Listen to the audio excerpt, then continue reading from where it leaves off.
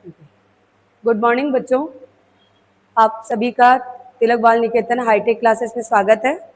आज हम सभ्यताओं के आगे वाला जो पॉइंट है वैदिक साहित्य का, उसमें उसके बारे में जानकारी प्राप्त करेंगे। आज इस क्लास के अंदर हम वैदिक काल का समय वैद कितने होते हैं, उस समय कैसा समाज था, कितने भागों में बटा हुआ था, उसके बारे में जानकारी प्राप्त करेंगे। ठीक है, तो आज हम देखते हैं। हमने सभ्यताएं पढ़ ली थी, मोहनजोदड़ो सभ्यता, सिंधु घाटी सभ्यता वगैरह कंप्लीट कर लिए थे।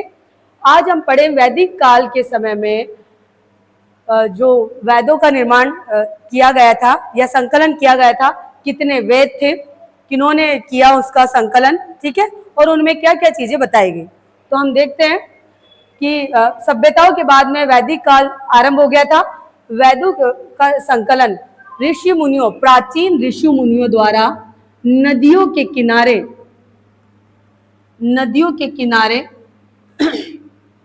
बसे आश्रमों में किया गया इनका संकलन। ठीक है, वेदों का संकलन जो कहाँ पर किया गया, प्राचीन जो ऋषि मुनि लोग थे उन्होंने नदियों के किनारे बैठ करके आश्रमों में वहां पर वेदों का संकलन किया। वेद कितने हैं बेटा, आप लोग सभी जानते हैं कि वेद कितने हैं, 4 वेद हैं। एक कौन सा, सबसे फर्स्ट व पुराना, अगर आपके आ जाए सबसे पुराना वेद या फिर प्राचीन वेद कौन सा है, तो ऋग्वेद है। सेकंड कौन सा है, सामवेद। थर्ड है यजुर्वेद और फोर्थ है अथर्ववेद। अब आप लोग ये कहेंगे कि इसमें क्या क्या संकलन है, तो हम लोग समझ लेते हैं। ऋग्वेद के अंदर जो है मंत्रों का संकलन किया गया है। ठीक है ना, किसका संकलन किया गया है, मंत्रों का संकलन, यानी मंत्र उच्चारण के लिए जिन मंत्रों का हम लोग प्रयोग करते हैं उन मंत्रों का संकलन इसमें किया गया है। और ये मंत्र किससे संबंधित है, तो 3 देवता ही इस ऋग्वेद के अंदर माने गए हैं। कौन से देवता है वो, मैंने अभी बताया था बेटा आपको, कौन कौन से देवता है, अग्नि देवता, चंद्र देवता और इंद्र देवता। अग्नि देवता यानी कि सूर्य देवता, चंद्र देवता मतलब चंद्रमा देवता, और इंद्र देवता मतलब जो बारिश के देवता होता है ना, वो देवता। प्राचीन समय के अंदर कोई अन्य भगवान या फिर कोई देवता वगैरह नहीं थे। वो प्राचीन समय के लोग जो है प्रकृति को ही अपना क्या मानते थे, ईश्वर माना करते थे, तो वो उन्हीं की पूजा किया करते थे। पहले आदिवासी लोग बेटा किस चीज की पूजा किया करते थे, पेड़ पौधों की, नदियों की, झरनों की, ऐसे पूजा किया करते थे। पहले की अभी के जैसे कोई 33 करोड़ वगैरह देवी देवता नहीं थे। ये इन देवी देवताओं का प्रचलन बाद में मनुष्य ने ही चलाया है, मनुष्य ने ही मूर्तियां बना दी, मनुष्य ने सारा कर दिया, क्योंकि ईश्वर का कोई रूप नहीं होता है। बाद में उसको रूप दिया गया था, वो मनुष्य ने दिया था, उसके पहले कोई रूप नहीं था। साक्षात रूप में थे तो एक तो सूर्य देवता यानी अग्नि देवता कहा जाता है उनको, चंद्रमा देवता यानी उनको चंद्र देवता कहा जाता है। थर्ड है अपने वर्षा देवता यानी कि इंद्र देवता, जो मूर्त रूप में हमारे सामने साक्षात दिखते थे, बारिश के रूप में, सूर्य के रूप में और चंद्रमा के रूप में। उन्हीं तीनों को पूजा की जाती थी और उन्हीं तीनों की मंत्र उच्चारण किया जाता था, यज्ञ वगैरह किया जाता था। आगे समझ में, प्राचीन समय में ये 3 ही देवता थे। तो बेटा वापस ध्यान रख लेना, ऋग्वेद के अंदर सिर्फ 3 ही देवताओं के बारे में मंत्रों का उच्चारण किया गया है। ठीक है, सिर्फ 3 देवताओं के बारे में मंत्रों का उच्चारण है। इसमें मंत्र करीबन 10,000 से लेकर के करीबन 1 लाख तक मंत्रों का संकलन किया गया है। ठीक है, ऋग्वेद के अंदर कितने मंत्रों का संकलन है, 10,000 से ऊपर यानी 1 लाख तक का मंत्रों का संकलन किया गया है। इसी में एक और चीज बताई गई है बेटा कि उस समय जो समाजीय व्यवस्था थी, उस समय कोई जात पात नहीं थी बेटा। अभी जो होती है ना, जात पात होती है नहीं होती है, ये कुमार है, ये जाट है, ये गुज्जर है, ये ब्राह्मण है, ये डाउन कास्ट है, ऐसे होता है ना। तो ऐसे कोई कास्ट या जाति पहले नहीं थी। पहले समाजीय वर्ग 4 भागों में बटा हुआ था। कितने भागों में बटा हुआ था बेटा, 4 भागों में। तो वह 4 भागों में बटे हुए को किसमें उसका बताया गया है, तो आप देख लीजिए बेटा, ऋग्वेद के अंदर एक वाम पुरुष को बनाया गया है। किस पुरुष को बनाया गया है, वाम पुरुष। वाम पुरुष मतलब जानते हैं, जो वास्तु शास्त्रीय पुरुष होते हैं ना, उस वास्तु शास्त्रीय पुरुष का एक चित्र बनाया गया और उस चित्र के द्वारा, ये मैंने अभी यहाँ पर बना दिया है, इस चित्र के द्वारा यहाँ पर 4 वर्ण जो सामाजिक वर्ण थे, समाज के लोग बटे हुए थे, उन चारों वर्णों का यहाँ पर प्रयोग किया गया है या फिर बताया गया है कि सिर से कौन सा वर्ण निकला है बेटा? ब्राह्मण वर्ण। क्षत्रिय वर्ण भुजाओं से निकला है, वैश्य वर्ण जंघाओं से निकला है, और शूद्र वर्ण कहाँ से निकला है? पैरों से निकला है। वापस एक बार फिर ध्यान कर लेते हैं कि वैदिक साहित्य के समय में समाज को 4 भागों में बांटा गया था। कितने भागों में बांटा गया था? 4 भागों में। सबसे पहला ब्राह्मण वर्ग, जो कि किससे निकला था? सिर से। क्षत्रिय वर्ण भुजाओं से निकला, वैश्य वर्ण जंघाओं से निकला, शूद्र वर्ण पैरों से निकला। और इसके अनुसार ही पूरा समाज 4 भागों में बटा हुआ था। अब इसके बारे में और जानकारी भी मैं दूंगी, पहले हम लोग इधर देख लेते हैं। ऋग्वेद के अंदर मंत्रों का संकलन है, सामवेद में संगीत शास्त्र का अध्ययन है या संकलन है। यजुर्वेद में किसका संकलन है? यजुर्वेद के अंदर, यजुर्वेद में राजनीतिक जो शास्त्र वगैरह होते हैं उन अर्थवेद में है। अर्थवेद में राजनीतिक क्रियाकलापों आदि का संकलन किया गया है, क्रियाकलापों का संकलन किया गया है। यजुर्वेद में पुराने चिकित्सा शास्त्र या आयुर्वेदिक चिकित्सा का वर्णन किया गया है, या फिर तंत्र मंत्र जो होता है ना बेटा, यजुर्वेद में उसी चीज का प्रयोग किया गया है। मतलब मंत्रों के द्वारा कैसे अंधविश्वास जो चीज होती है ना, जैसे मंत्र वगैरह किसी के साथ क्या करना, वो पुरानी तांत्रिक विद्या, उसका प्रयोग, प्लस किसी प्रकार की कोई बीमारी वगैरह है तो उसका पूरा का पूरा, जैसे आयुर्वेदिक जो शिक्षा होती है वो यजुर्वेद में ही दी गई है। और अथर्ववेद में मैंने आपको बता दिया, अथर्ववेद मतलब राजनीतिक क्रियाकलाप को कैसे करना है, क्या नहीं करना है, किस टाइप से जीता जाता है, किस टाइप से नहीं जीता जाता है, वो सारी प्रक्रिया उसमें है। तो अब हम लोग इसमें देख लेते हैं बेटा, एक बार इसको वापस से देख सकते हैं आप कि सभ्यताओं के बाद में वैदिक कालीन सभ्यताएं चली। वैदिक कालीन सभ्यता के अंदर वेदों का निर्माण किया गया। कितने वेद थे? 4 वेद थे, ऋग्वेद, सामवेद, यजुर्वेद और अथर्ववेद। ठीक है। और ये वेद जो है किसने लिखे? पुराने ऋषि मुनियों ने नदियों के पास स्थित आश्रमों में बैठ करके इनका संकलन किया। इसमें माना जाता है कि सबसे प्राचीन व सबसे प्रमुख वेद कौन सा है? तो ऋग्वेद सबसे प्रमुख व प्राचीन वेद है, जिसके अंदर ओनली 4 किसका उच्चारण किया गया है? मंत्रों का उच्चारण किया गया है, या मंत्रों का संकलन किया गया है। मंत्रों का संकलन जो किया गया ओनली 4, वो कितने देवताओं के लिए किया गया बेटा? 3 देवताओं के लिए। वो 3 देवता कौन से थे? अग्नि देवता, चंद्र देवता और इंद्र देवता। ठीक है। और इनमें 1 लाख तक के जो मंत्र है उनका संकलन किया गया है। और सामवेद में संगीत शास्त्र का अध्ययन किया गया है। यजुर्वेद में पुराने आयुर्वेदिक चिकित्सक व तांत्रिक विद्या का प्रयोग किया गया है। 4th है अथर्ववेद। अथर्ववेद में राजनीतिक जो नीति नियम कानून वगैरह होते हैं उनको बताया गया है कि कैसे कोई कैसा व्यापार करे, कैसे नहीं करे, क्या उचित है और क्या उचित नहीं है, वो सारी चीजें इसमें अथर्ववेद में बताई गई है। ठीक है। और इसमें मैंने एक और चीज बताई थी कि ऋग्वेद के अंदर उस समय के जो समाज को 4 भागों में विभाजित किया गया है, जिसे हम 4 वर्ण भी कहते हैं। कि वैदिक साहित्य के समय में या वैदिक काल के समय में समाज को 4 भागों में बांटा गया है, और उस 4 भागों में बांटने से पहले इस वेद के अंदर एक वास्तुशास्त्रीय पुरुष को बनाया गया है, और उस वास्तुशास्त्रीय पुरुष के सिर से ब्राह्मण लोगों को निकाला गया है, भुजाओं से क्षत्रिय लोगों को निकाला गया है, और वैश्यों को जंघा से निकाला गया और शूद्रों को पैरों से निकाला गया है। अब हम आगे थोड़ा सा और पढ़ लेते हैं इसके बारे में।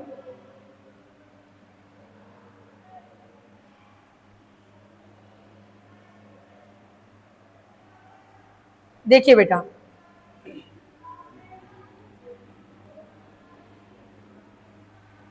समाज को 4 वर्णों में विभाजित किया गया है। 4 वर्ण कौन से हैं बेटा? तो देखिए इधर, फर्स्ट वर्ण है ब्राह्मण, जो कि सिर से निकले हुए हैं, ठीक है। सेकंड है क्षत्रिय, जो कि भुजाओं से निकले हुए हैं। थर्ड है वैश्य, जो कि जंघाओं से निकले हुए हैं। और फोर्थ है शूद्र, जो कि पैरों से निकले हुए हैं। तो बेटा सबसे उच्च व सबसे प्रमुख जो वर्ण माना जाता था, कौन सा वर्ण माना जाता था? ब्राह्मण। ब्राह्मण वर्ग को सबसे उच्च स्थान दिया गया था।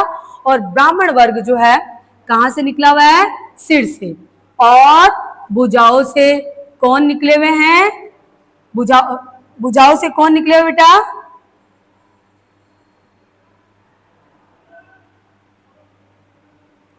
भुजाओं से निकले हुए हैं क्षत्रिय वर्ण। तो ये सिर से निकले हुए हैं ब्राह्मण, भुजाओं से निकले हुए हैं क्षत्रिय, और जंघाओं से कौन निकले हुए हैं बेटा? जंघाओं से निकले हुए हैं वैश्य वर्ण, और पैरों से निकले हुए हैं आपके शूद्र वर्ण। और ये कौन सा पुरुष माना गया है? वास्तु शास्त्रीय पुरुष माना गया है। और इन वर्णों का संकलन कौन से वेद में किया गया है? क्वेश्चन आता है बेटा, तो ध्यान से पढ़ ले। ऋग्वेद में किया गया है, ठीक है। तो आप लोग ये देख लीजिए कि ब्राह्मण वर्ग सिर से निकला हुआ है, तो उससे ब्राह्मण का एक ही कार्य था। ब्राह्मण का क्या कार्य था वो मैं यहां पर लिख देती हूं। ब्राह्मण का कार्य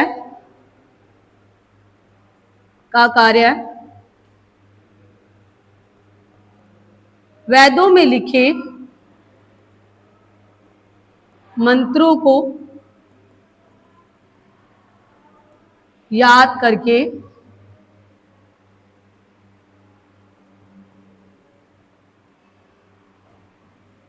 सभी को शिक्षा प्रदान करना व यज्ञ व आनुष्ठानिक कार्य करना। आनुष्ठानिक कार्य जानते हैं, पूजा पाठ करना वगैरह, दूसरों को समाज को शिक्षा देना, ये सारा कार्य कौन करता है बेटा? ब्राह्मण करता है। सेकंड है अपने क्षत्रिय। क्षत्रिय का काम क्या है? सिर्फ क्या काम है? समाज की जो है रक्षा करना, जिसमें क्षत्रिय वर्ण में आ जाएगा राजा वगैरह लोग। क्षत्रिय वर्ण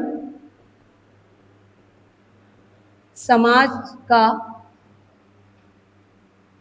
की रक्षा करने वाला होता है, जैसे राजा और सेना, ठीक है। वैश्य वर्ण क्या काम करेगा बेटा? वैश्य वर्ण व्यापारिक क्रियाकलाप, वैश्य वर्ण करेगा।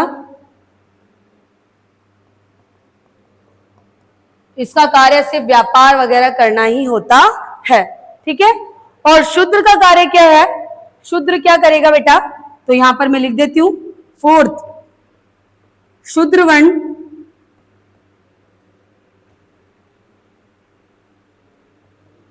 तीनों वर्ण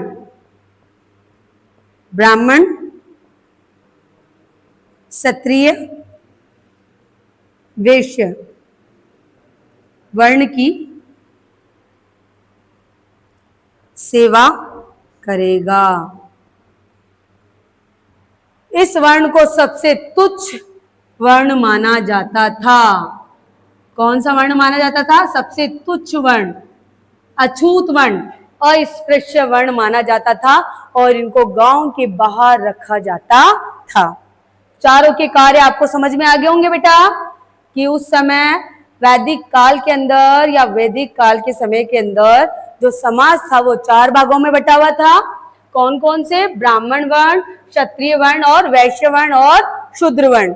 ब्राह्मणों का क्या काम था वो मैंने यहाँ पर बता दिया कि ब्राह्मण को कार्य मंत्रों का, जो मंत्र है ऋग्वेद के अंदर लिखे हुए, उन सभी को शिक्षा मतलब खुद ग्रहण करना व उसके बाद में सभी को शिक्षा प्रदान करना और उसके अनुसार पूरे समाज को चलाना, ठीक है। ये कार्य था। और वो यज्ञ वगैरह अनुष्ठानिक क्रियाकलाप या फिर पूजा पाठ जो भी होती थी वो सारा कार्य कौन करता था? ब्राह्मण वर्ग करता था। क्षत्रिय वर्ण का कार्य क्या है बेटा? क्षत्रिय वर्ण का कार्य है सिर्फ क्या करना? समाज की सेवा व रक्षा करना। ठीक है। और थर्ड का क्या काम था? वैश्य वर्ण का व्यापारिक क्रियाकलाप, जो भी हमारे दुकानें वगैरह जो भी व्यापार वगैरह किया जाता है वो सारा कार्य कौन करता था? वैश्य वर्ण के लोग करते थे। और शूद्र वर्ण के लोग क्या क्या करते थे? ओनली फॉर ये जो तीनों वर्ण है, कौन से? ब्राह्मण, क्षत्रिय व वैश्य वर्ण, इन तीनों की सेवा करना ही उसका पूरा कार्य था। ठीक है। इनकी सेवा शुश्रूषा मतलब नौकर गुलामी करके रहना। सबसे तुच्छ व सबसे हीन व नीच वर्ण माना जाता था। इनको अस्पृश्य भी माना जाता था। तो आगे देखिए बेटा, हम लोग इसके अंदर देख लेते हैं। और ये चीज पहले फिक्स थी कि क्षत्रिय वर्ण के लोग ही राजा वगैरह सेना में भर्ती होंगे। वैश्य वर्ण के लोग, जो वैश्य वर्ण के अंदर अगर जो व्यक्ति जन्म लिया तो वो वैश्य वर्ण में होगा। अगर क्षत्रिय वर्ण में कोई व्यक्ति जन्म लेता है तो वो क्षत्रिय वर्ण का ही माना जाएगा, उसको वही क्रियाकलाप करना है जो उनको दिए गए। और ब्राह्मण वर्ग के अंदर जो लोग उत्पन्न हो गए तो वो जन्म के अनुसार वो अपना जो जिस वर्ण में जन्म लिए हैं तो वही वर्णिक कार्य आपको करना होगा। और अगर शूद्र वर्ण के अंदर किसी ने जन्म लिया है तो वह शूद्र अस्पृश्य व तुच्छ ही माना जाएगा। अब मैं आपको थोड़ा सा इधर बता देती हूं।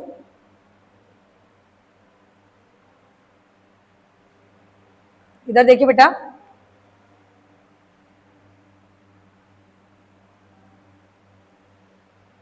हम लोग यहां देखते हैं शूद्र वर्ण,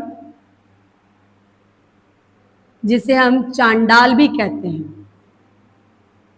क्या कहते हैं? चांडाल वर्ण भी कहते हैं। अब इनके क्या क्रियाकलाप थे, इनको कैसे रहना तथा इनकी विशेषताएं मैं आपको बता देती हूं कि चांडाल वर्ग के कार्य। सबसे फर्स्ट पॉइंट, ये तीनों उच्च वर्णों की सेवा करता था। ये वर्ण अस्पृश्य व तुच्छ माने जाते थे। थर्ड, इन्हें गांव के बाहर घरों में रहना पड़ता था।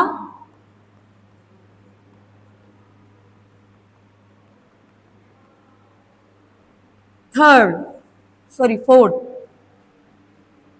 ये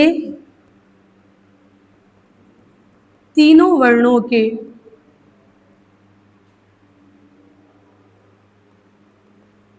अंत्येष्टि या अंतिम जो वो क्रियाकलाप होते हैं ना, जैसे वो करना क्या, शवाधान करते हैं ना, शव को जलाना, अंत्येष्टि क्रिया का कार्य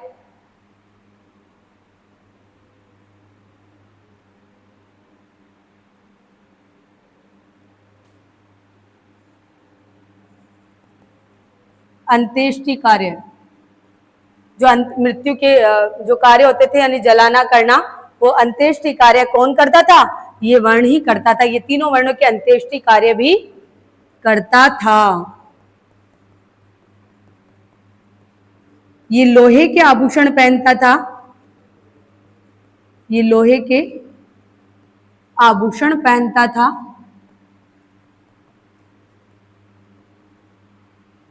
सिक्स, ये जो टूटे फूटे बर्तन होते थे तीनों वर्णों के, उनका प्रयोग किया करता था।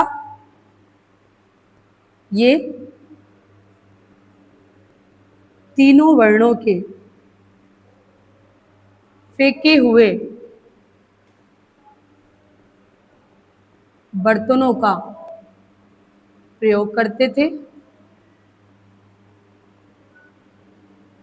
ठीक है। ये जब गांव से निकलते थे, गांव में निकलते थे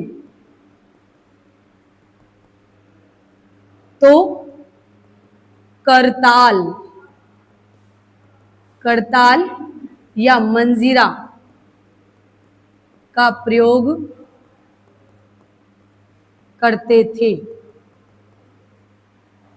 आ रहा है इसमें समझ में? ये जब गांव से निकलते थे तो करताल या मंजीरा का प्रयोग करते थे। ये चीज मैंने आपको बता दी है कि जब भी निकलते थे भाई बाकी सारे लोग अपने कार्य में व्यस्त थे, उनको पता न रहे, तो इसलिए वो कहीं टच नहीं हो जाए इनको या फिर इनको देख न ले। इनको देखना भी क्या है, अछूत माना जाता था, अस्पृश्य माना जाता था। इसलिए वो क्या बजाते थे, एक करताल जो मंजीरा टाइप का होता है उसको बजाते थे, या फिर अपने हाथ के ताली वगैरह बजाते थे, या फिर कोई ढोलकी वगैरह होती थी उसको बजा करके निकला करते थे, ताकि सभी लोग सचेत हो जाए और इनको देखे नहीं, मुंह मोड़ के खड़े हो जाते थे और जो है इनको स्पर्श ना करे, और ये फटाफट से वहां से निकल जाते थे। और अर्थ,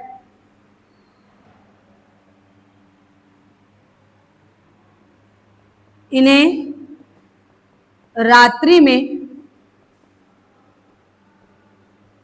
बाहर निकलना या गांव में घूमना मना था। आ गया समझ में? ये इतने तुच्छ व हीन समझे जाते थे। वापस बता रही हूं मैं, शूद्र वर्ण उस समय के काल में, तीनों वर्ण तो चलो अच्छे थे, लेकिन इस वर्ण को इतना तुच्छ समझा जाता था कि इसके क्रियाकलाप वगैरह सब अलग थे। तो मैंने यहाँ लिख दिया कि ये तीनों उच्च वर्णों की सेवा करता था, सबसे प्रमुख कार्य तो यही था। और ये वर्ण अस्पृश्य व तुच्छ माने जाते थे, इन्हें गांव के बाहर घरों में रहना पड़ता था। ये तीनों वर्णों के अंत्येष्टि यानी अंतिम क्रियाकलाप जो होता है ना, वो जलाना करना वगैरह सारा कार्यक्रम यही किया करते थे। ये लोहे के आभूषण पहना करते थे। क्यों लोहे के आभूषण पहना करते थे? क्योंकि जो बाकी तो तीनों वर्ण है ना, वो ही सोने चांदी इनके आभूषण पहन सकते हैं, और अगर वो भी यही पहनेंगे ये भी यही पहनेंगे तो फिर वो अस्पृश्य और जो अच्छे वर्ण थे उनका क्या नहीं रहेगा, इनमें अंतर नहीं रहेगा। इसलिए ये कहा करते थे कि ये लोहे के पहनेंगे, और जो उच्च तीनों वर्ण हैं वो सभी प्रकार के धातु जैसे सोना चांदी वगैरह इनके आभूषण पहन सकता है। ये तीनों वर्णों के फेंके हुए बर्तनों, जो टूटे फूटे बर्तन होते थे ना बेटा, उनमें बना करके खाना खाया करते थे। और ये जब गांव में निकलते थे तो करताल मंजीरा का प्रयोग किया करते थे, क्योंकि इनको अस्पृश्य माना जाता था। अब इनको निकलने से पहले ये लोग अगर कोई देख नहीं ले, क्योंकि अगर इनके कोई टच हो जाता था या इनको देख लेता था और ये किसी को अगर सचेत नहीं करते थे, सावधान नहीं करते थे, तो इनको बहुत ही भयंकर सजा दी जाती थी। ठीक है ना, खाना पानी सबसे तड़पाया जाता था, परेशान किया जाता था। इसलिए ये पहले से अपने आप को मंजीरा वगैरह जब निकलते तो मंजीरा वगैरह का प्रयोग किया करते थे, ताकि सभी लोग सचेत हो जाए, इसको देखे नहीं और मुंह मोड़ लिया करते थे और ये निकल जाया करते थे। इन्हें रात्रि में बाहर निकलना या गांव में घूमना मना था। ये सारे क्रियाकलाप किसके थे? शूद्र वर्ण के थे। अगर चांडाल वर्ण पूछा जाए तो भी यही आएगा, शूद्र वर्ण पूछा जाए तो भी यही आएगा। समझ में आ गया चारों वर्णों के कार्य आपको? ठीक है, चारों वर्ण क्या क्या काम करते हैं। अब सबसे जो हीन दशा थी कौन से वर्ण की थी बेटा? शूद्र वर्ण की। आगे समझ में? ये चलो शूद्र वर्ण अपने यहां पर कंप्लीट हुआ।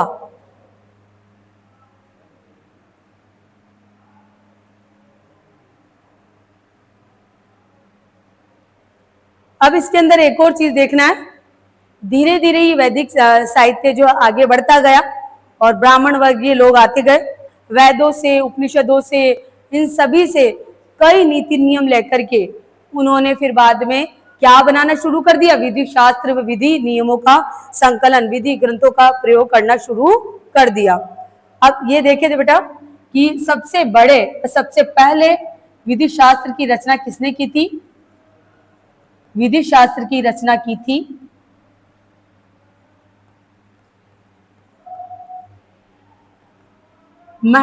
आचार्य मुनि ने। किसने की थी? आचार्य मुनि ने की थी। समझ में आ रहा है? तो यहाँ पर इसके आगे की चीज जो हम लोग बाद में पढ़ेंगे, वैदिक साहित्य वगैरह तक पढ़ा बता दिया है। वैदिक साहित्य में प्राचीन ऋषि मुनि जो है सारा का सारा क्या क्रियाकलाप था, कितने वेद हुए, ये सारी चीज मैंने बता दी है। समाज कितने भागों में बटा हुआ था समझ में आ चुका है। अब हम लोग जो ये इसके आगे की जो चीजें वो नेक्स्ट क्लास में पढ़ेंगे कि विधि शास्त्रों के अनुसार फिर आगे क्या हुआ और क्या नहीं हुआ। ठीक है, तो वैदिक साहित्य के समय को तो आपको समझ में आ चुका है। ठीक है, तो हम लोग अब नेक्स्ट क्लास के अंदर इसके आगे की जानकारी प्राप्त करेंगे। Thank you.